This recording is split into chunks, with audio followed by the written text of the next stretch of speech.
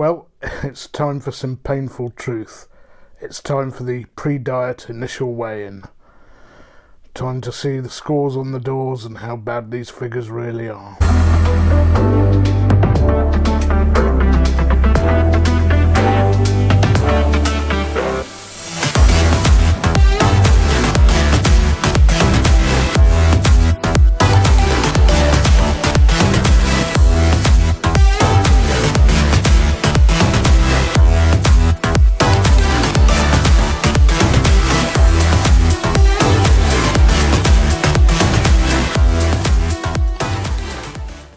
Hello, it's the Prime Muttons here again, and today, yet another lovely day in Manchester.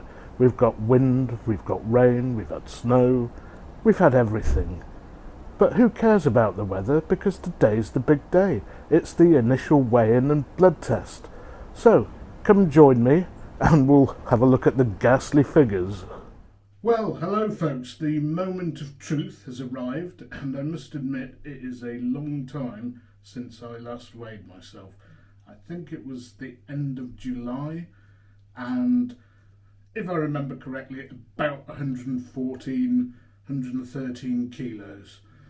So this isn't going to be good, but we have to face up to it and find out what our starting point is. So let's get on with it. I'm not embarrassed to show a big flab, whatever, because you have to be realistic and know what you're dealing with, and we're going to get it off. So let's reset and have another go.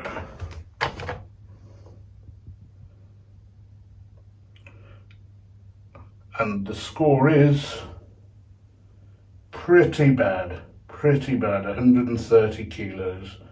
Not what I'm supposed to be at all. Okay folks, in a change to the advertised schedule, I'm going to do the blood test as well here.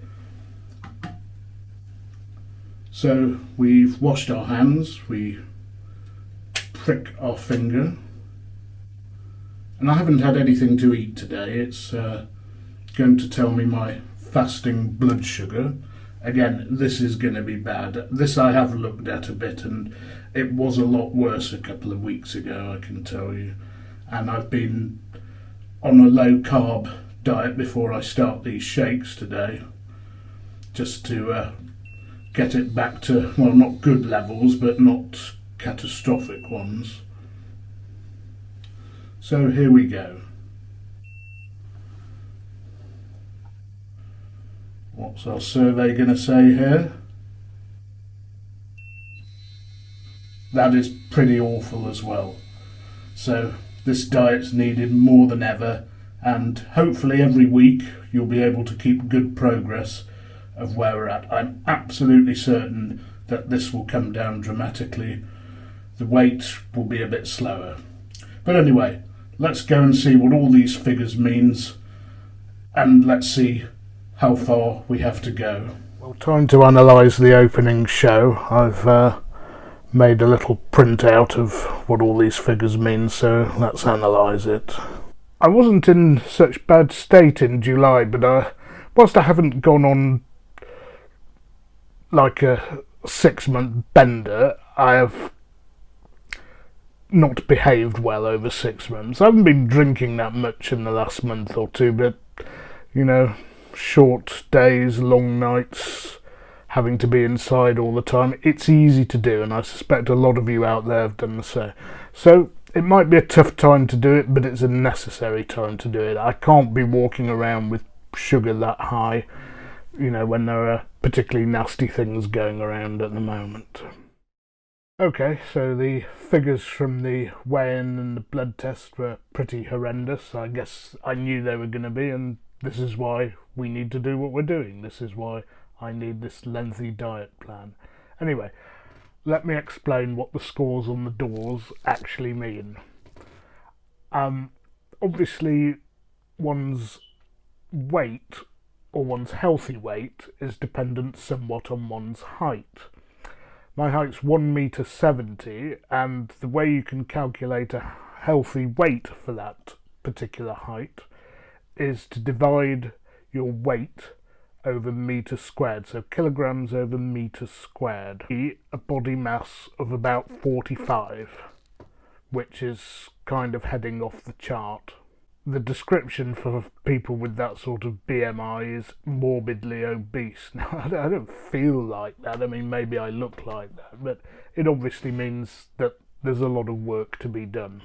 If you look at any chart, it will tell you that under 18 is underweight, 18 to 25 is about normal, 30 to 40 is obese, which will actually cover a very large chunk of the population without them maybe knowing, and over 40 is morbidly obese. So to get myself down to a BMI of 25 is going to be hard, because it's about double where I should be. As for the blood sugar, that is way too high as well, and I did actually check a couple of weeks ago because I was a bit concerned and it was off the scale, but I've been getting it down over a week or two, and this diet I'm on with the shakes will get it down a lot quicker, and I wanted to stay down there because 17.9 is ridiculous, and if it stays there for a long time it could start causing me damage internally. So a normal blood sugar is about 4 to 6, and there are two ways of doing it. I don't understand the other way. This one is written as MMOL, and anything under 4 means your sugar's too low. That has happened to me occasionally, that has. Over 6 but lower than 7 is pre-diabetic, and over 7 is diabetic.